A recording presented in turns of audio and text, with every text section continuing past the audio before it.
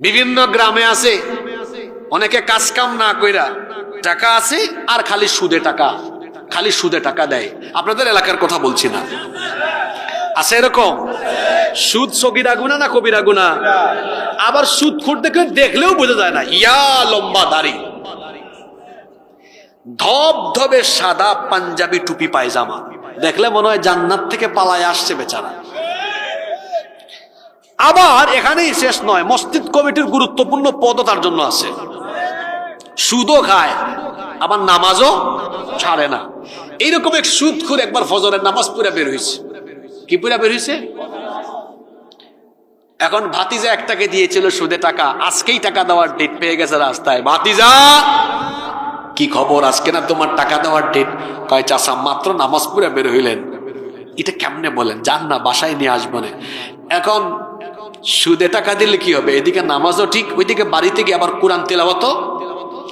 ঘটনাক্রমে ওই দিন বাড়িতে গিয়া চিহ্ন দিয়ে রাখছিল, তিলাওয়াত করতে করতে আসছি এই আয়াতে, ইয়া আইয়ুহাল্লাযীনা আমানু লা তাকুলুর রিবা আদআফাম মুদাআফা।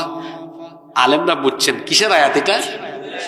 ওই সময় ওই ভাতিজা সুদের টাকা নিয়ে হাজির, চাচা হাজির, এই ডিস্টার্ব করিস না, আমি তিলাওয়াতে আছি, পকেটে ঢুকাই দিয়ে চলে যা।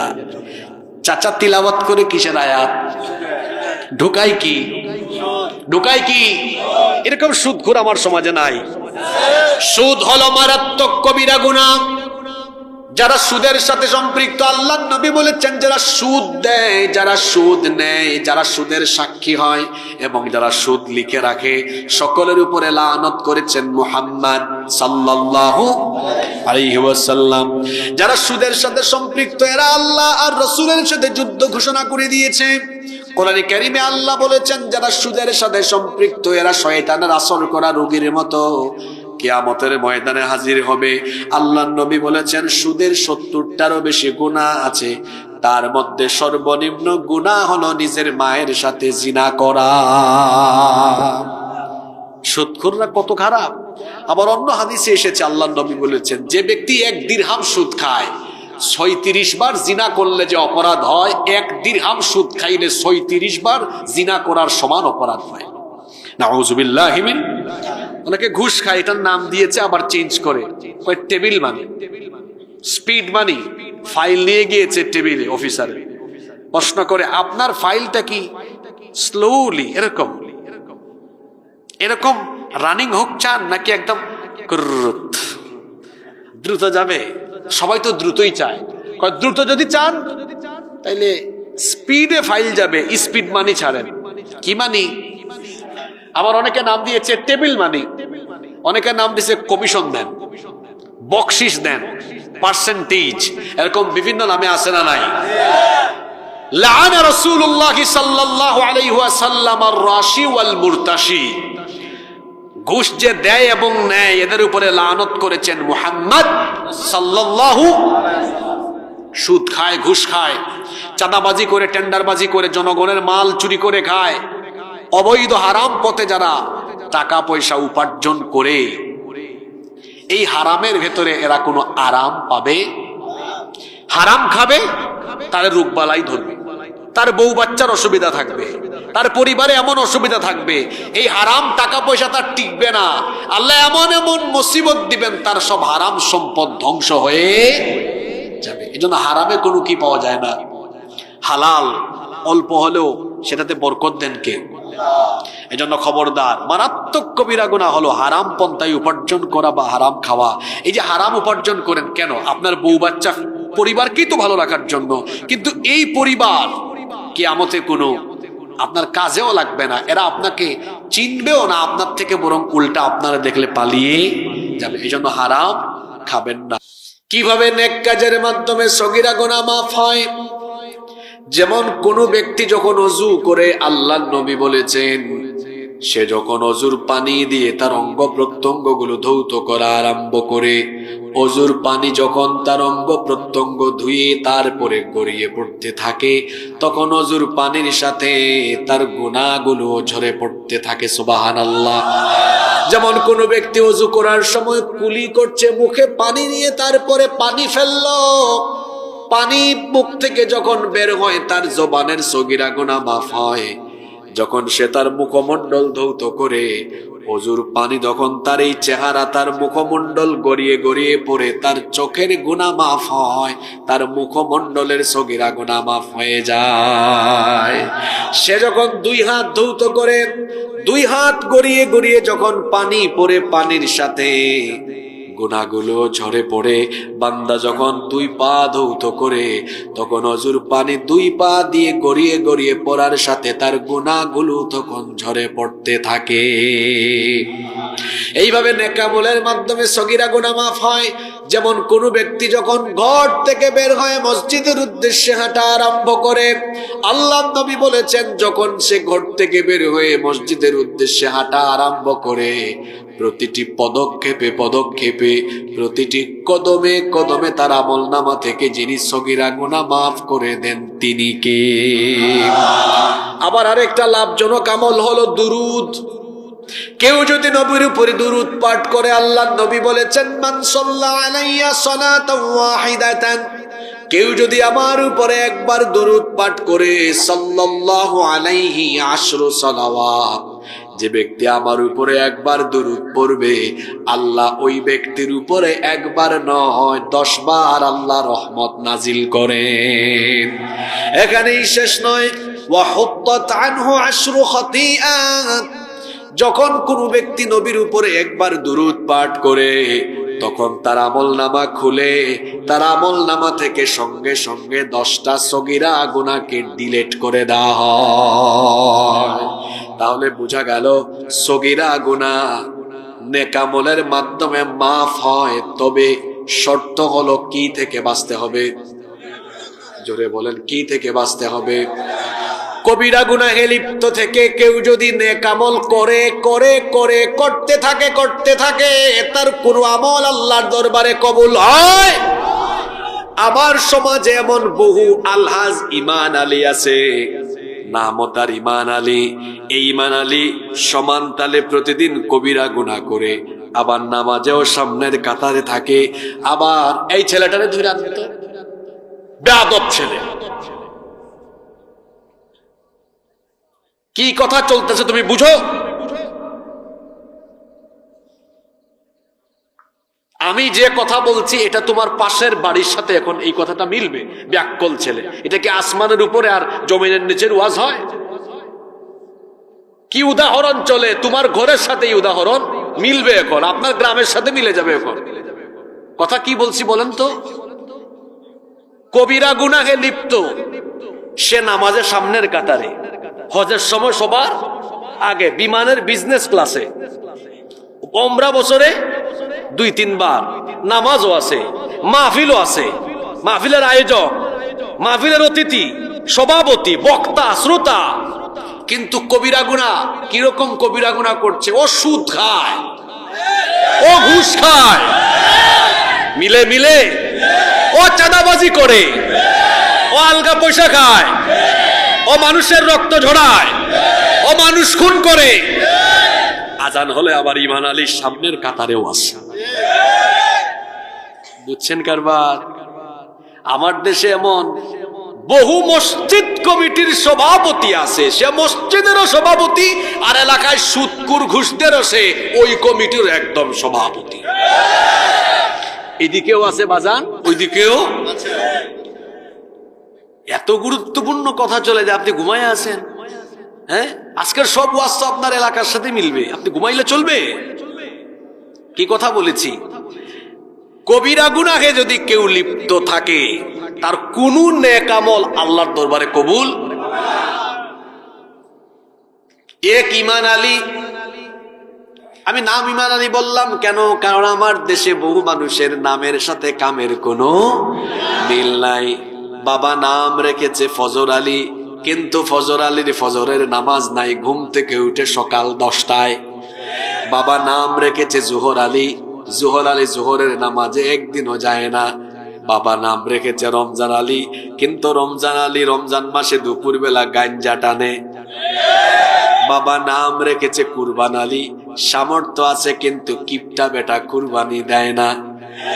বাবা নাম রেখেছে ইমান আলী, হজ করে ইমান আলী নামের আগে লাগিয়েছে হাজি ইমান আলী। 2বার 3বার করার পরে বলে আমি কি আর হাজি আছি নাকি? 2বার ডবল ট্রিপল হয়ে গিয়েছে, এখন আমার আলহাজ লাগাও।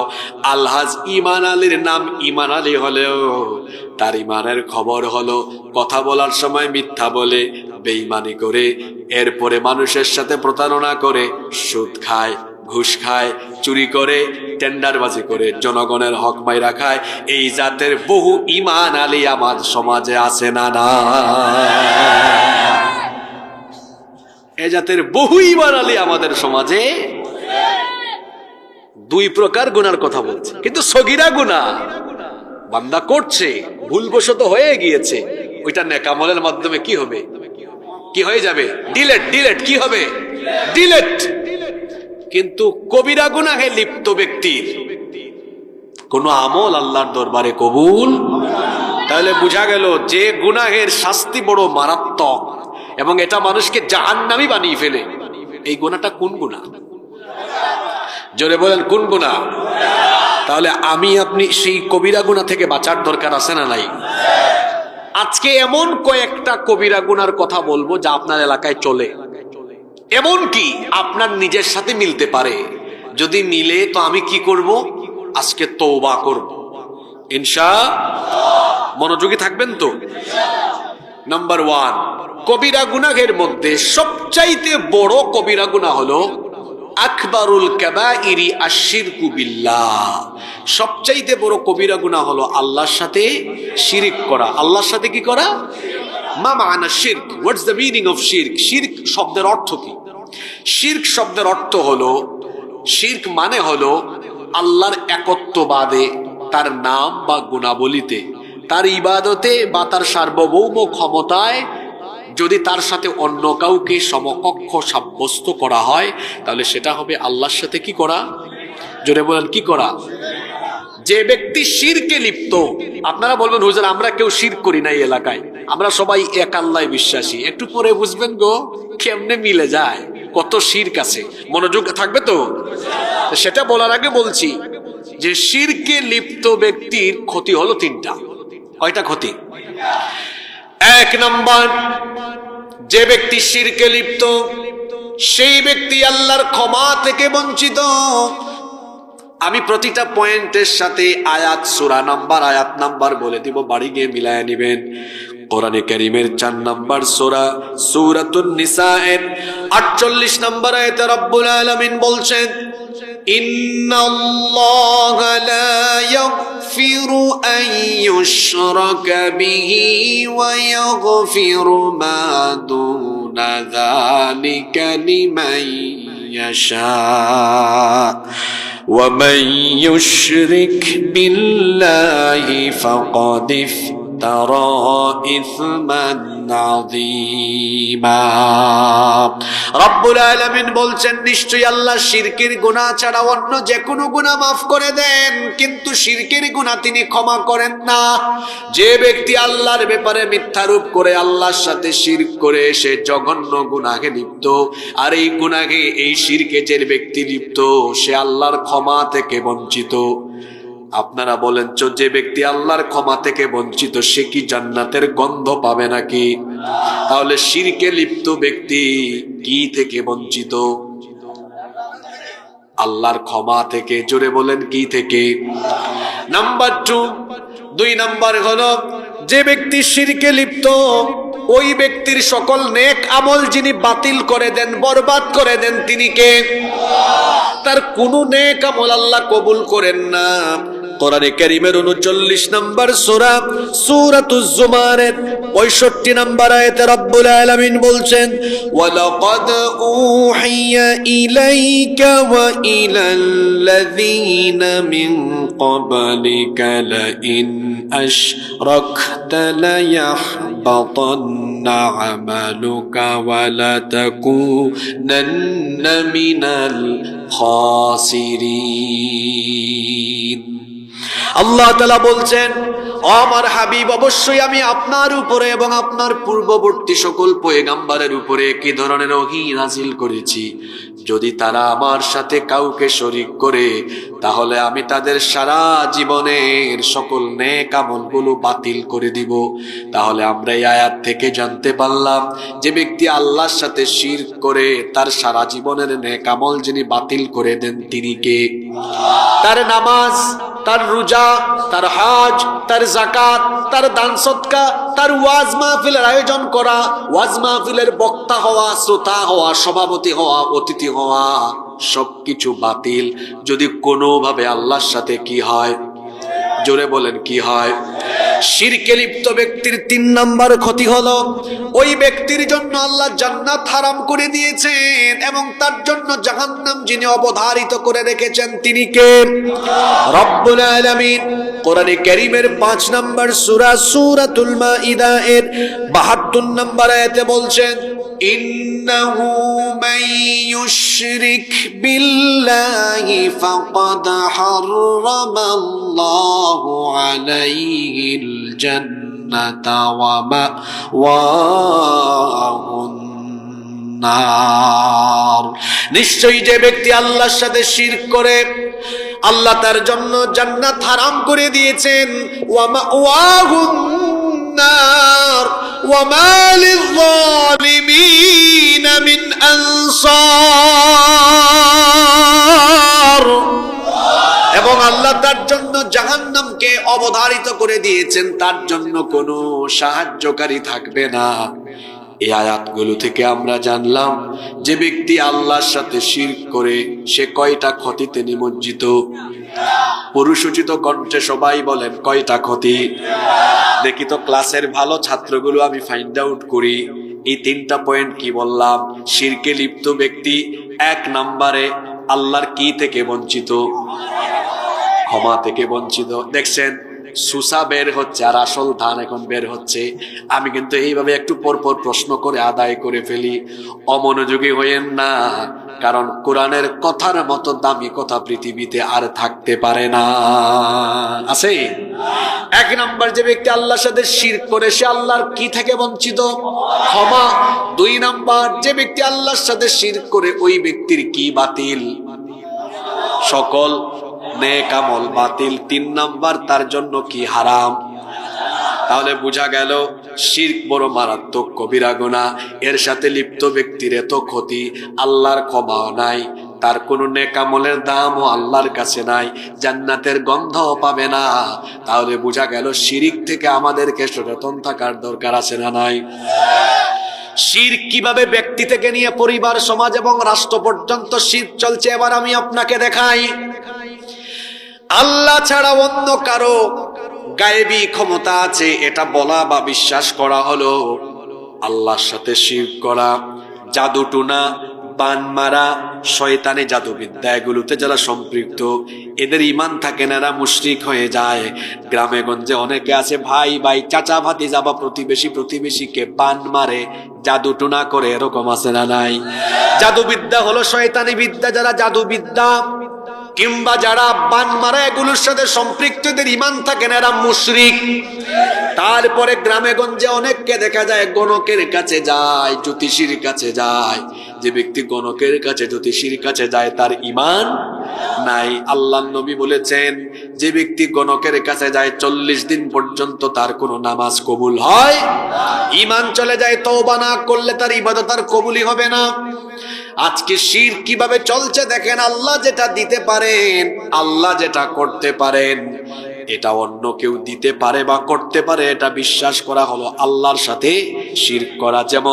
যেমন সন্তান দেওয়ার মালিক কে? কেউ যদি কোনো জিন্দা পীর বা মুর্দা পীরের কাছে গিয়ে সন্তান চায় তার ঈমান। আজকে শিরক একদম ব্যক্তি থেকে নিয়ে শুরু হয়ে রাষ্ট্র পর্যন্ত, আপনার রাষ্ট্রীয় পর্যায়ে শিরক হচ্ছে, আপনার কোনো খবরও। তাওহীদের বৈপরীত্যের ভিত্তিতে শিরক 3 প্রকার। আবার শিরক হলো মোট কথায় সহজ অর্থে 2 প্রকার, শিরকে আকবার এবং আসগার। তাওহীদের বৈপরীত্যের ভিত্তিতে এটা আবার 3 প্রকার। এর মধ্যে একটা প্রকার হলো আশ-শিরকু ফিল ইবাদাহ, আল্লাহর ইবাদতে শিরক করা। আজকে আপনার দেশের সর্বোচ্চ পর্যায়ে আল্লাহর ইবাদতের সাথে শিরক হয়, কারো কোনো খবর নাই। আগে ঠিক কইলেন না, কিসের ঠিক কইলেন? আমি কি বলছি কেমনে হয় বলাই, তারপরে ঠিক কইলেন। আজকে আল্লাহর ইবাদতের সাথেও কি হয়, কিভাবে হচ্ছে? আচ্ছা, হালাল হারামের ইখতিয়ার কার? নাকি আমার আপনার? কিভাবে রাষ্ট্রীয় পর্যায়ে শিরক হচ্ছে দেখাই। আল্লাহ করেছেন হালাল, রাষ্ট্র করেছে হারাম। আল্লাহ করেছেন হারাম, রাষ্ট্র করেছে। বেশ উদাহরণ আছে, কয়েকটা দেই। আপনাদের এই রামপুরে যদি 17 বছরের মুন্না 15 বছরের মুন্নিকে বিয়ে করে ফেলে, আপনাদের দেশের আইনে এটা কি জায়েজ কাজ না অপরাধ? কথা বলছেন না কেন? এটার নাম কি জানি দিয়েছে? বাল্য বিবাহ। কিন্তু আল্লাহর আইনে এটা কি অপরাধ? কথা বলেন। এটা হলো বালেগ বিবাহ। কি বিবাহ? আল্লাহ করেছেন হালাল, আপনি করলেন কি? উল্টায় দেন তো এবার। লাউ তোলা, ঝাউ তোলা, বট তোলা, আম গাছ তোলা। মুন্না 17 বছরের মুন্না 15 বছরের মুন্নিরে বুট খাওয়ায় দেয়, বাদাম খাওয়ায় দেয়, দুইটা একটার একটা হাত ধরে কবুতরের জুরার মতো বসে থাকে, মাখামাখি ঢলাঢলি করে। আল্লাহর আইনে অপরাধ এবং হারাম। আল্লাহর আইনে, আপনাদের দেশের আইনে ব্যাপারই না।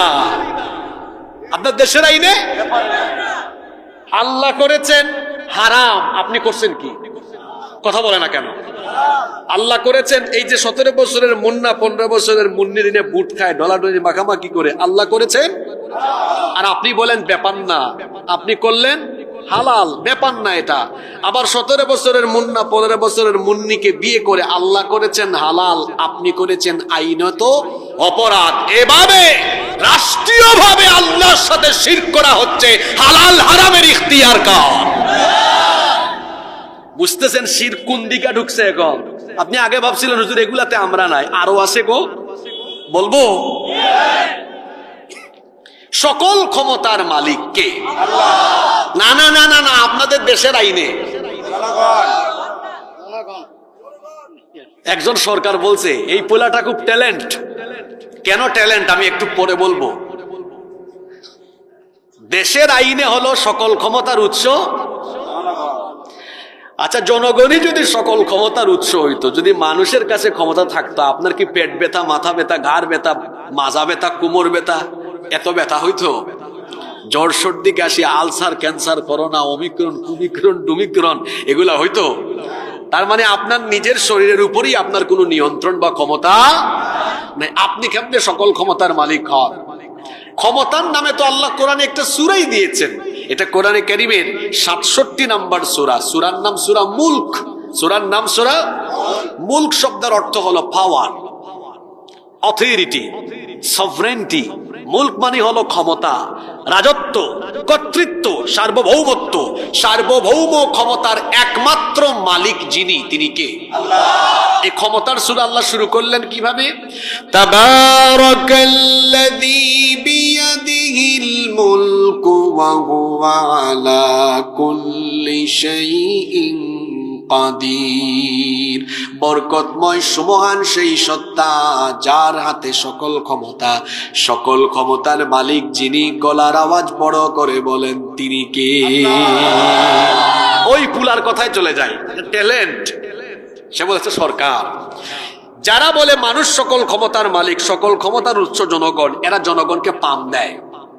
পাম দিয়া ভোট আদায় করে, ভোট আদায় করে ওই ছেলের মতো সে যেটা বলছে তার জবাবটা সঠিক। তারপর কিসের জনগণ ক্ষমতার মালিক? তখন তারা নিজেদেরকে ক্ষমতার একচ্ছত্র মালিক মনে করে।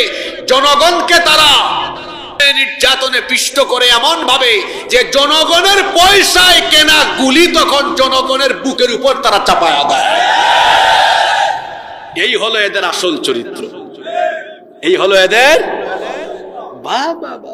আপনার সামনে এসে আপনারা ক্ষমতার মালিক বানায়, সব ক্ষমতার মালিক আপনারা।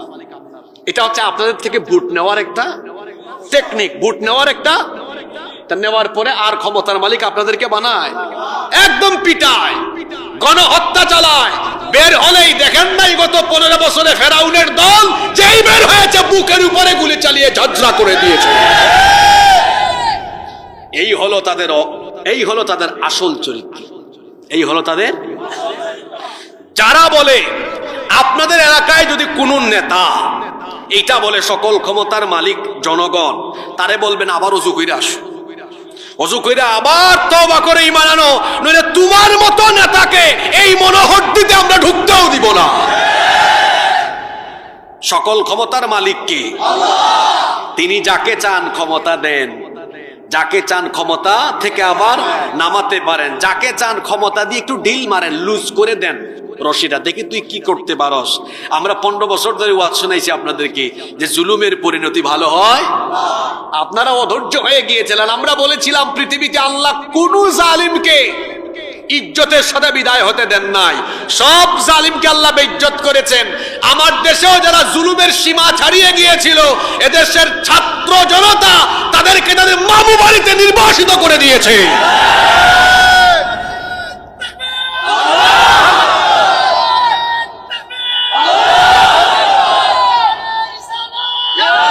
সম্মানিত উপস্থিতি, কষ্ট হচ্ছে আপনাদের? আরেকটা শিরক আছে আমাদের দেশে, এটা সংবিধানে একদম ঢুকানো আছে। কি? ধর্ম নিরপেক্ষ মতবাদ, সেকুলারিজম। আমার দিকে তাকান, এখানে যদি 5 ধর্মের 5 জনকে আনেন, মুসলমান, হিন্দু, বৌদ্ধ, খ্রিস্টান, ইহুদি, আরো যা আছে আনেন, বলেন তো এই 5 জন কেউ কি তার নিজের ধর্মের বিপক্ষে যাবে?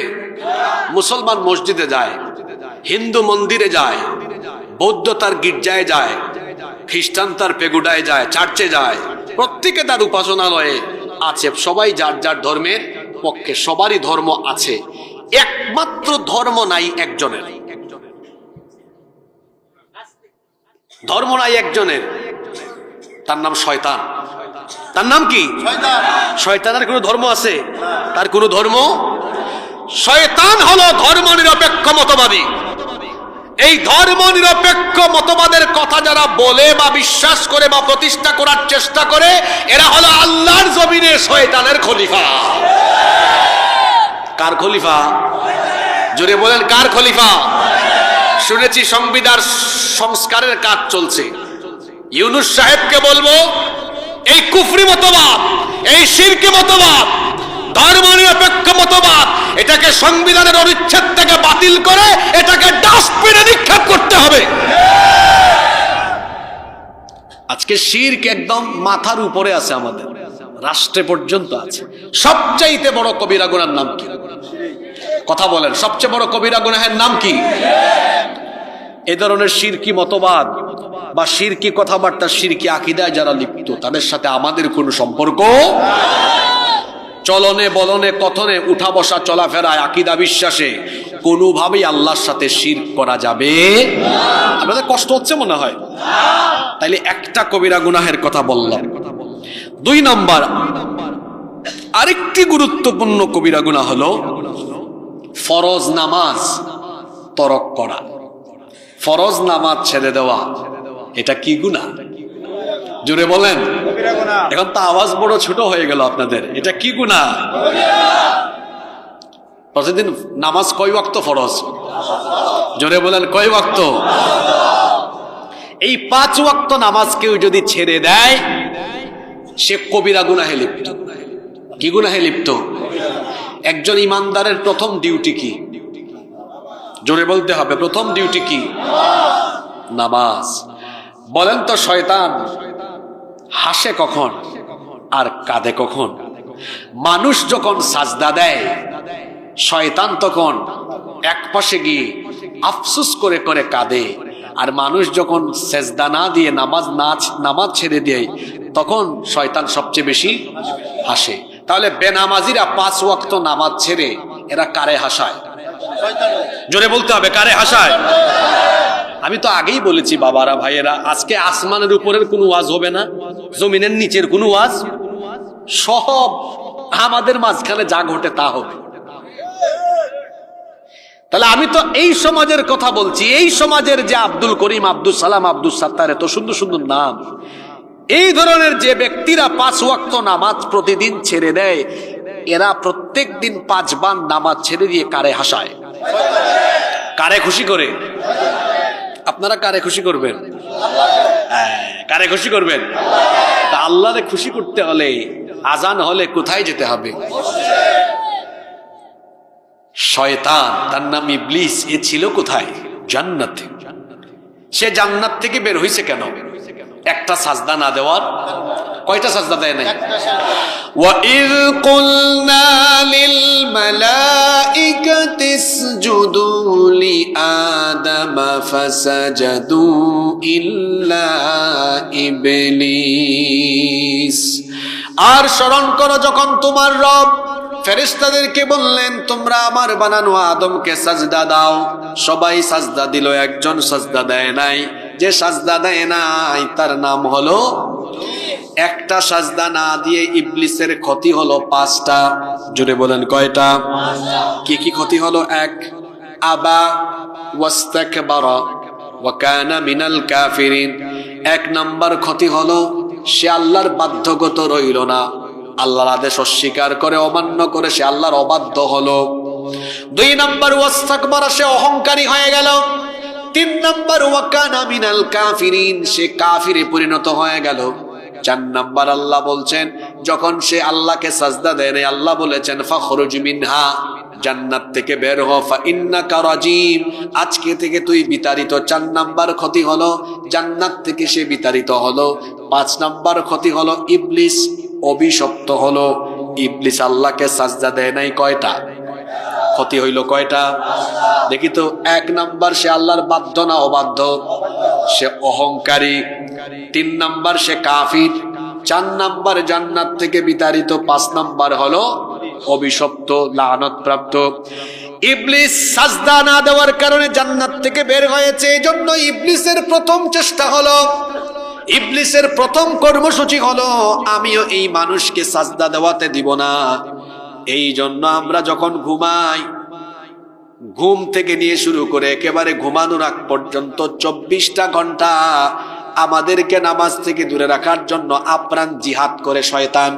এই যে রাতের বেলা আমরা যখন ঘুমাবো, ফজরে যখন যেন আমরা না উঠতে পারি, আল্লাহর নবী বলেছেন রাতের বেলা যখন তোমরা ঘুমাও তোমাদের মাথার পিছন দিক থেকে শয়তান তখন 3টা গিরা লাগায়। অনেক এলাকায় গিট্ট বলে, আপনারা গিরা বলেন না, গিট্ট বলেন।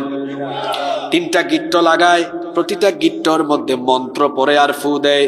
শয়তানেরও কিন্তু মন্ত্র আছে, নবীজি হাদিসে বলেছেন এই মন্ত্র পড়ে আলাইকা লাইলুন তাওয়িল ফারকুদ, রাত অনেক লম্বা, তুমি আরাম করে ঘুমাও।